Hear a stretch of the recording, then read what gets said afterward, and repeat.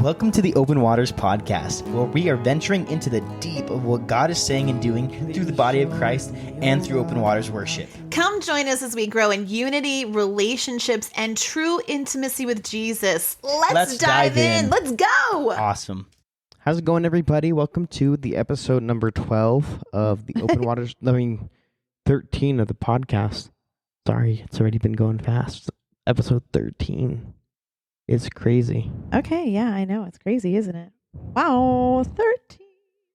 13's crazy. Anyway, guys, I'm over here just being shocked at the number of podcasts we've done already. It feels like it was just yesterday that we just started this. Yeah, so totally. It's going by real quick. Josiah, we just had Christmas. How was that for you? It was really fun. Yeah? It was really cool. It was fantastic. Did you like going through the lights? It was fun going through the lights.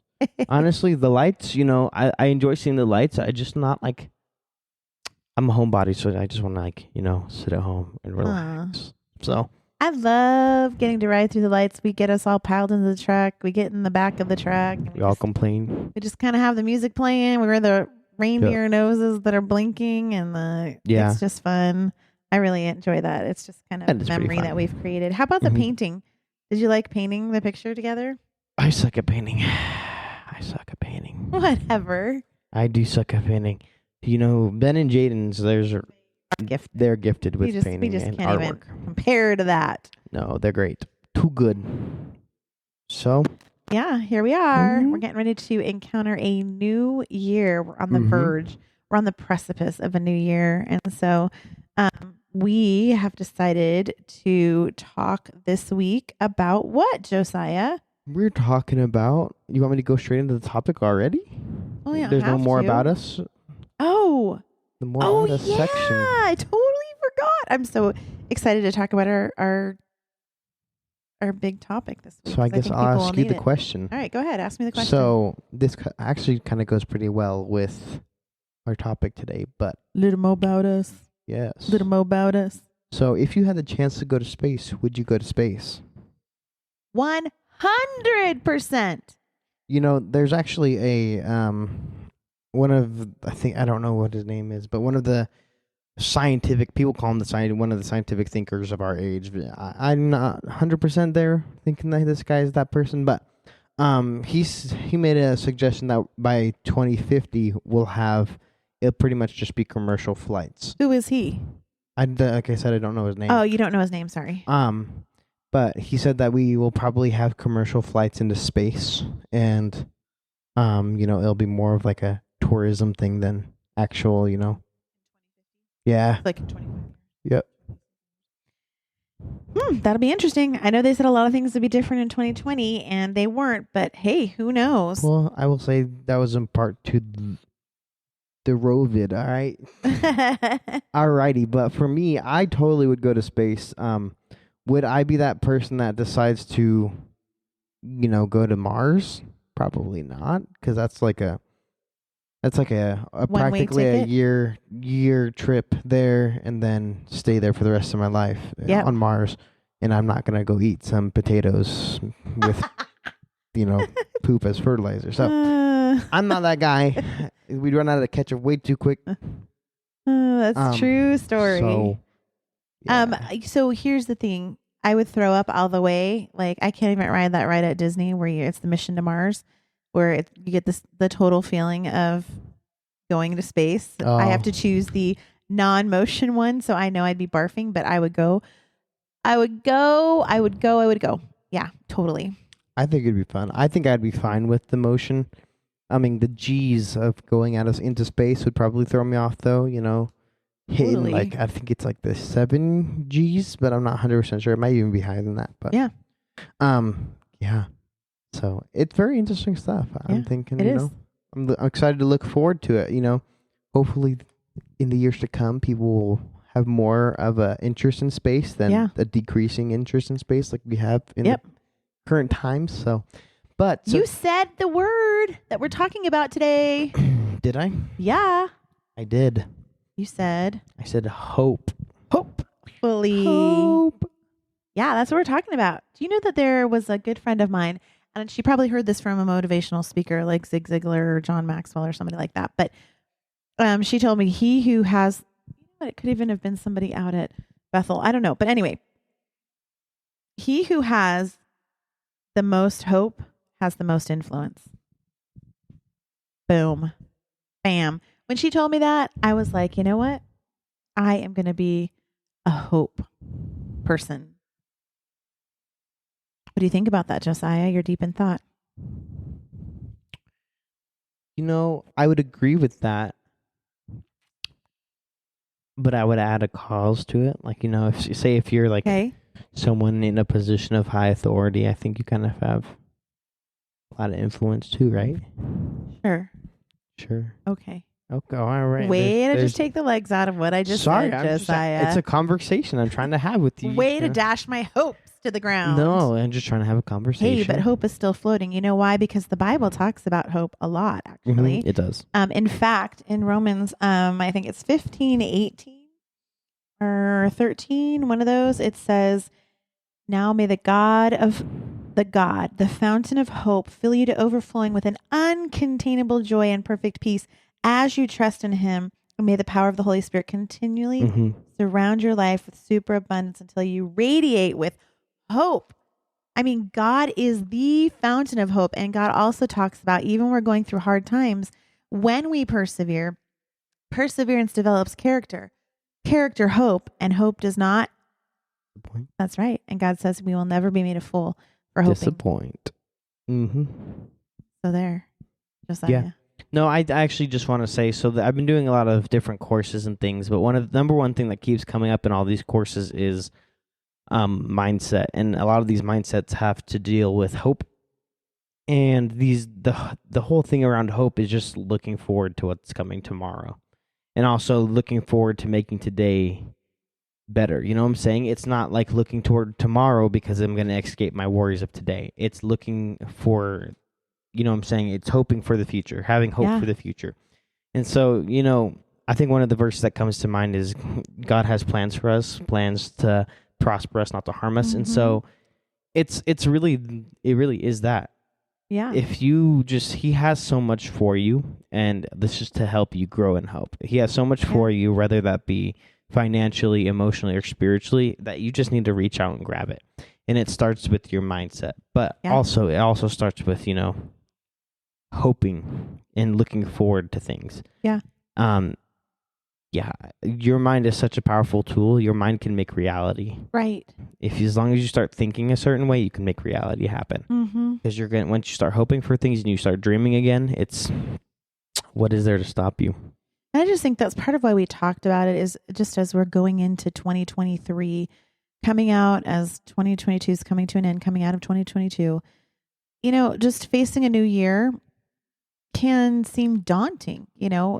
People have had various experiences in 2022, and, you don't have to look very far, social media or other places.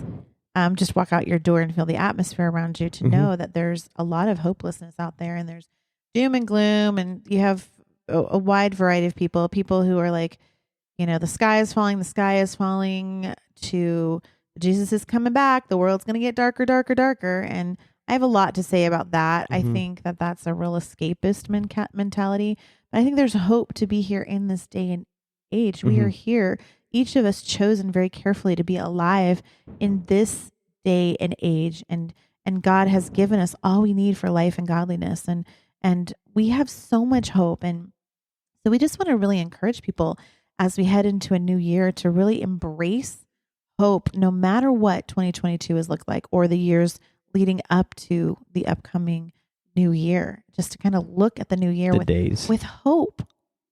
Yeah.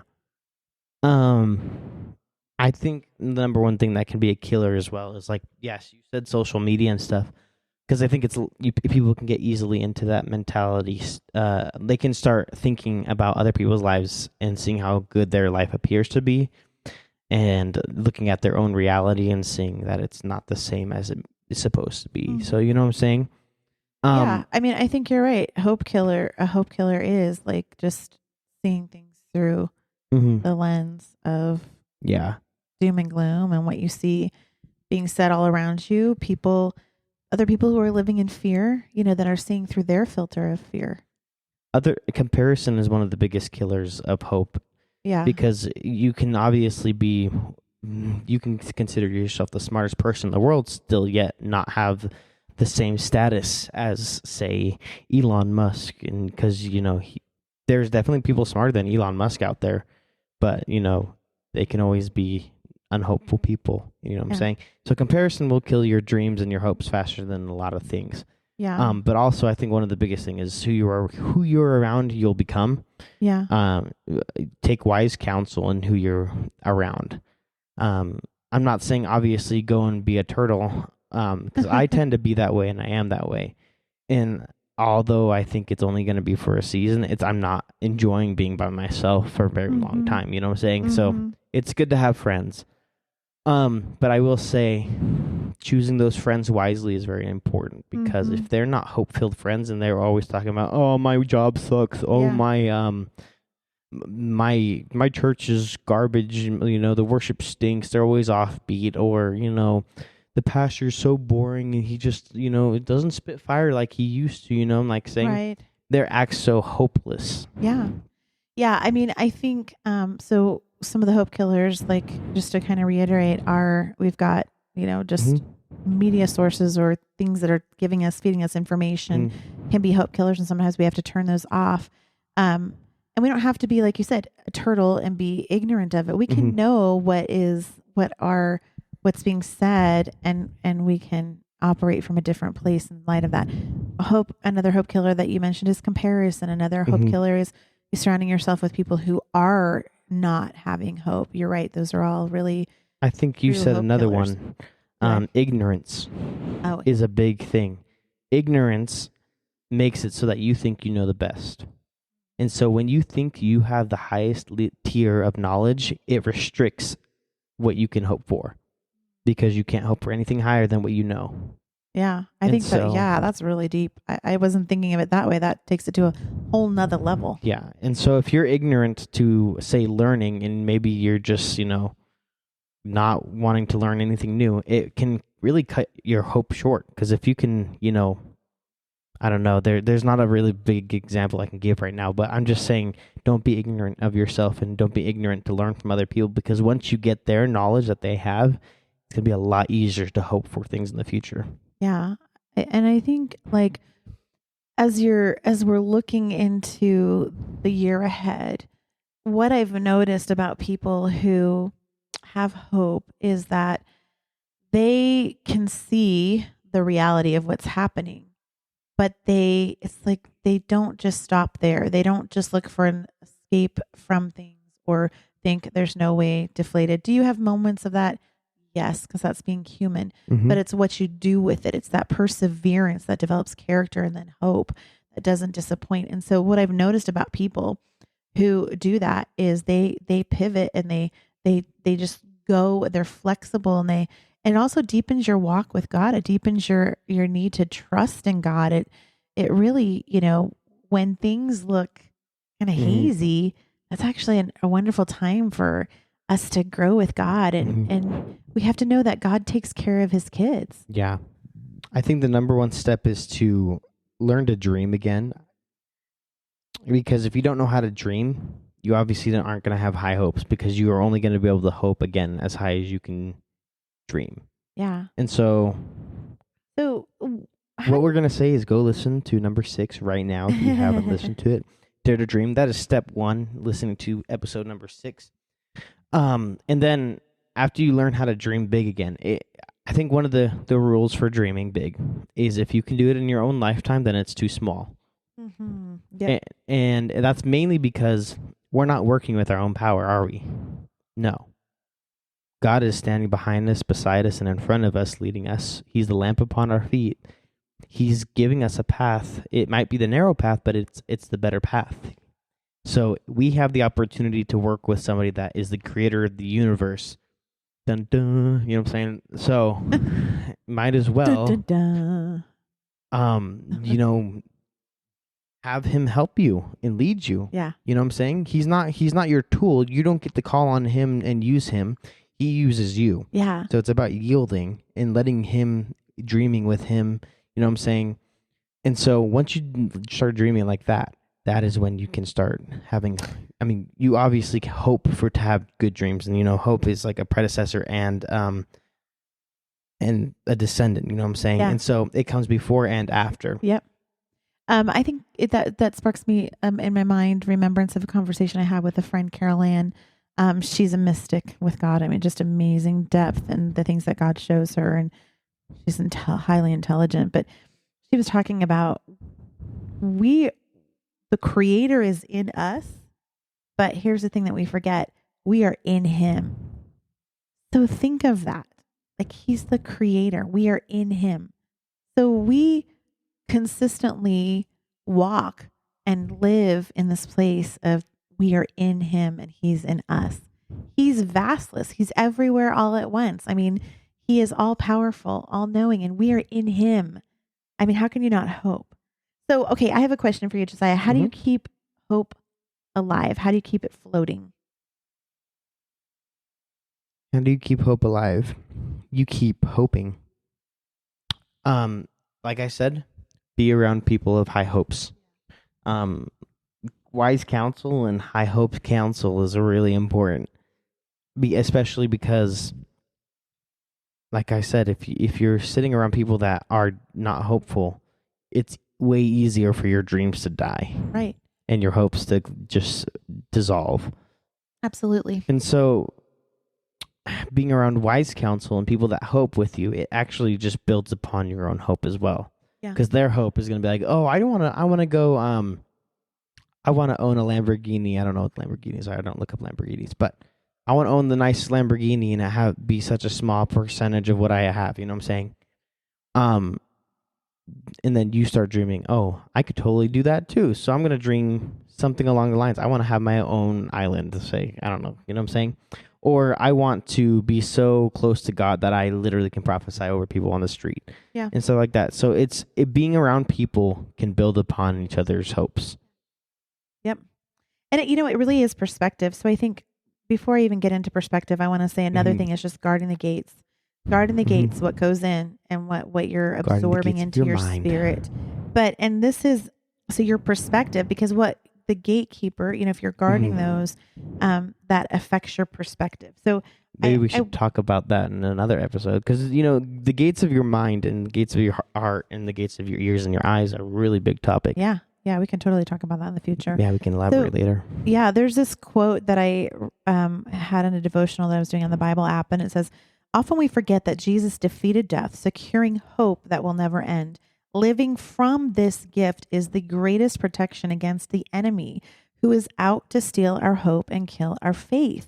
I mean, we've seen that so clearly, like throughout life, and just there's been such an uptick over the last, several years with the COVID and all sorts of different things, the breakdown in morality in our country that we have access to because I believe God's bringing it to light, and because of our access to technology, we're able to see these things more, the corruption around us. And so, and the enemy wants to take that and just like tear down our faith. But instead we live from the gift of hope, and it is the greatest protection against the enemy. And so so our perspective is really about our minds and where our minds go. We have the ability to take every thought captive and take it before God. How does this jive with the fact that He lives in me, the Creator lives in me, and I live in Him, and all things are possible with God? How does this jive with that? So you really have to do what 2 Corinthians 10:5 says, which is demolish every deceptive fantasy that opposes God and break through every arrogant attitude that is raised up in defiance of the true knowledge of God. Like you said, not think we know everything. And it talks about in that verse, we capture like prisoners of war every thought and insist that it bow in obedience to the Anointed One. So it was really cool. When I was kind of meditating on this, I got this picture in my mind. And so I'm hoping that this helps you, everybody who's listening out there, just helps you really get a picture in your mind too, or just think of this when you start to feel hope deflating. It'll bring it back up to the surface. And it's this picture that God, who was our fountain of hope, which we talked about earlier, washes over us with hope, and we stand under it like at the bottom of the mountain, and we're just starting to overflow with this peace as we start to live from that place of hope and from that place of joy, basking in him in hope. And then every thought that was defiant to the true knowledge of God becomes a prisoner of war. It just it sticks out because we're living in this place and we're being washed in hope, and so it sticks out, and so it has to bow to the knowledge of God and his beautiful glory, his all powerful feet. This is where they have to go. And here's the other thing. I'm going to keep talking here. Cloud of witnesses. When I started to read into this too, we have this great, when you don't feel like you have it, just picture this. You have a cloud of witnesses around you. And one of the verses that talks about, these are the pioneers that have gone before us. And if you start to research it, it really talks about this cloud of witnesses that is saying, yay, yay, yay, go, go, go. They're the ones who have gone before and who have through faith and obedience have obtained the promises of God. And these are the angels. And it talks about this is like it's festive, like it's a very festal gathering. So you have angels, you have a cloud of witnesses, you have all these things, God himself cheering you on. So it's like, how can I afford not to allow myself to be washed in the fountain of hope? Allow myself to see the thoughts, and those thoughts having to bow at his glorious feet, and for me to keep going, even when it's hard, knowing that there is a cloud of witnesses that is surrounding me, excited and celebratory because they know what's at the end of this. Mm-hmm. And so I just think that alone, just focusing on some of that really really helps me keep hope alive and help hope flow. Mm-hmm. Do you have anything to say? Because I have another example too, like to inspire hope. Do you have something to say about that? No, go keep going. You're on a roll. I know, I'm totally on a roll. You can just call me Preacher Lisa. Preacher Lisa. Preacher Lisa. So okay, Hebrews 8:19, the Passion Translation, and this is a revelation you may have heard me say before. I'm going to bring it up because we're talking about hope floating, but it says, "We have this certain hope like a strong, unbreakable anchor, holding our souls to God Himself. Our anchor of hope is fastened to the mercy seat in the heavenly realm beyond the sacred threshold, and where Jesus, our forerunner, has gone in before us. He is now and forever our royal priest like Melchizedek." So this just refers to, Jesus seated at the right hand of the Father. He is raised us up to be seated in heavenly places. 3 levels of heaven, right? We have the natural place that we live in. We have the second heaven where there's the warfare that we wrestle not against flesh and blood, but against principalities and powers and the rulers of the darkness of this earth. Then we have the third heaven, and that's where we're supposed to be. And so God really just showed me a few years ago, before COVID even, that I was like, okay, we're anchored in heaven in hope, right? But yet sometimes I find myself falling down into these other places where I'm giving the devil a black eye, and he's giving me a black eye, and there's all this spiritual warfare. And then sometimes I'll go down to the natural level where I'm just like seeing things as they are. That would be just all the junk that we hear that's happening all around us, and the corruption and different things like that, or just the realities of dealing and living in a world that is broken, right? But it's like we have this anchor in heaven. So I was like, okay, God, I'm anchored with you. So I just saw myself, I was like, Lord, when I start to fall into one of those other heavens, would you just like float me up on a balloon? I saw him taking a balloon and floating me up that third heaven again, where I am anchored, where I'm supposed to be living from, where I have been given all authority, where I have that bird's eye view, and where I'm not getting caught up in the warfare, and I'm not getting caught up in the natural. And so I want to give that to others as a picture. Like, he will help you when you are kind of slipping into those other areas, to lift you, to let that hope float you up to where you're supposed to be. Okay, my dissertation is done. I just want to really help people like have hope as they head into a new year. Yeah. With your guys' resolutions, I think it's just important. obviously, there's so many people that are like, oh, my New Year's resolutions just to go work out every day of the year. You know how hard that is to. And so I just want to give you some practicals, on how to. Pretty much resolutions are just goals. And so I can do goals. For me, goal setting is real important. So if I don't have goals, I'm just gonna, sit there and I'm not gonna start working towards anything. I might have a mental goal, but it doesn't matter how big the goal is. You know what I'm saying? As long as it's actually attainable. Totally. And so there's these things called. This is a real thing. If you look it up, you will find it. But they're called SMART goals. And so as opposed to dumb goals. No, yeah. I know. I gotcha. So SMART goals, the S is for sustainable. And so making sure you can actually do it. And so, don't make it, something that's so absurd. Like, I want to have $1 billion by tomorrow.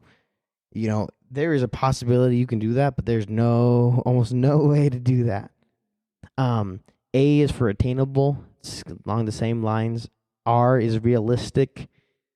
T is timely, so make sure you're setting a time on it. Yeah. Actually put a date on it. Don't just set a goal like, I want to work out every day of the year, because that's hard. That's not realistic, because you'll get sore one day and you'll be like, I'm not gonna go.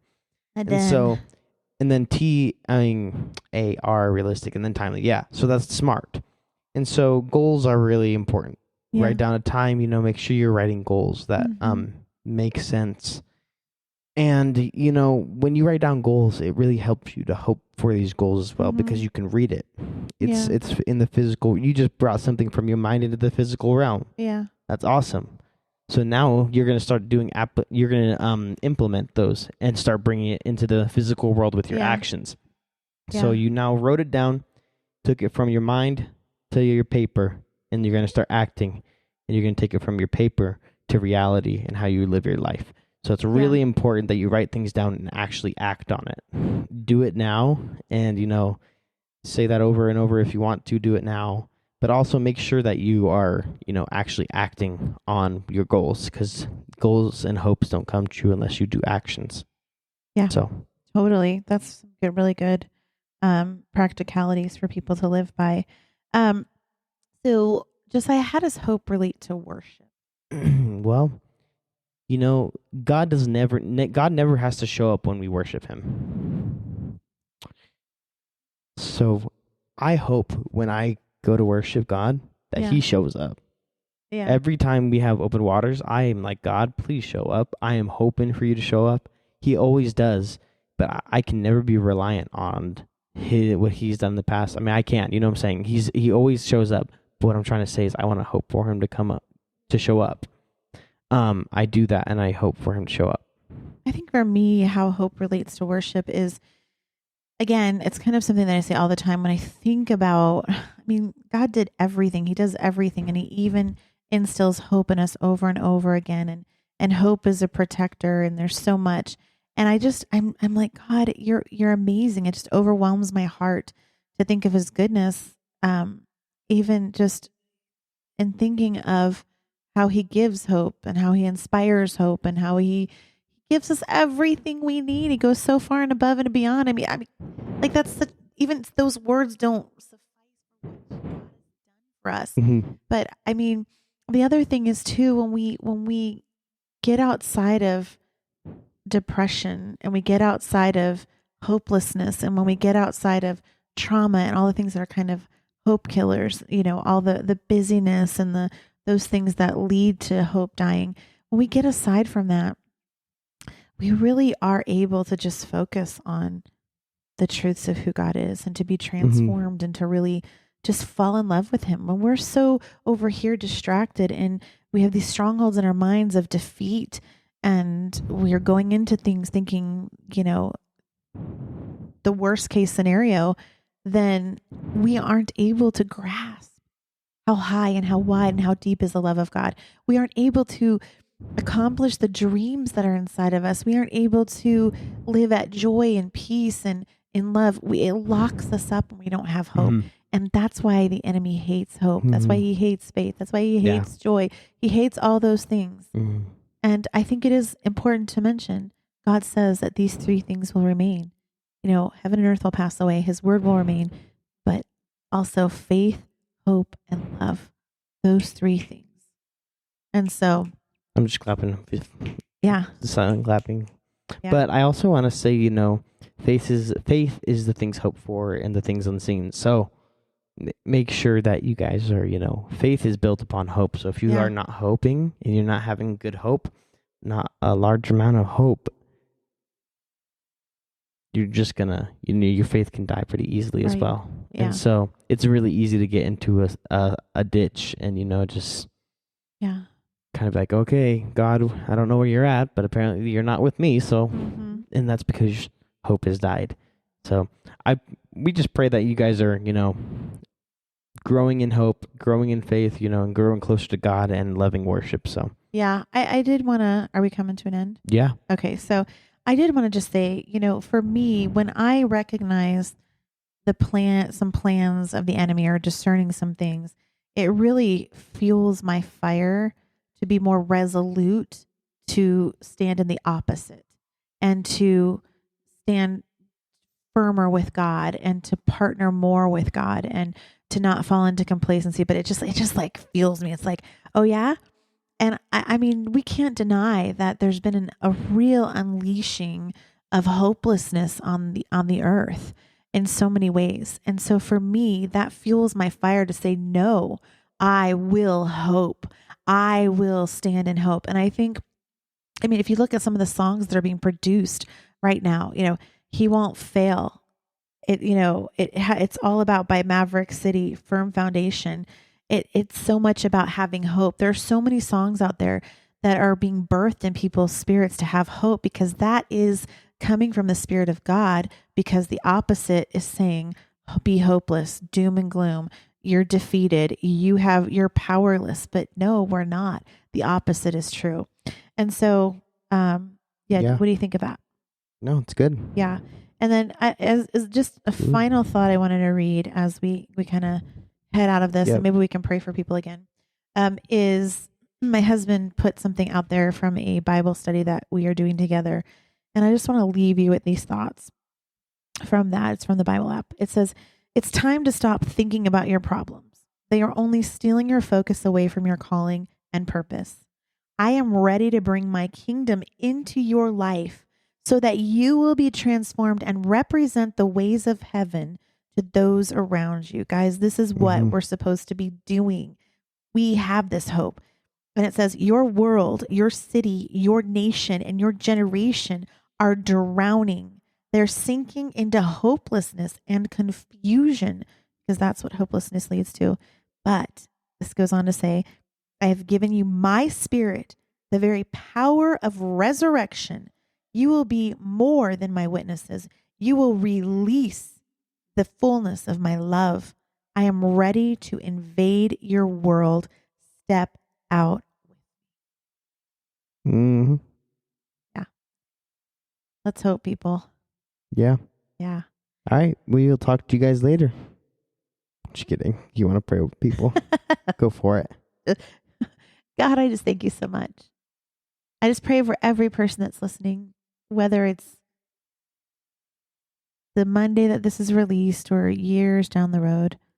I just pray that hope would truly float for them in their lives, God. That they would recognize and desire and choose hope, even when the world around seems pretty hopeless and confused. And God, we partner with you, God, and we release hope. We release hope, and we choose to partner with hope. We choose to allow you to wash over us, because you are the fountain of hope. And we choose to have every thought that is contrary to the truth and the knowledge of God to bow, so that we can keep on walking in faith. So I just pray for a special grace of hope as we head into a new year, ripe with purpose, for us to be ambassadors on this earth for you, kingdom kids, God. And we just thank you for this. In Jesus' name. Amen. Alrighty. We'll catch you guys in the next video. Next year. Podcast. Next year. 2023. On the 2nd. So we'll see you guys later. Bye-bye.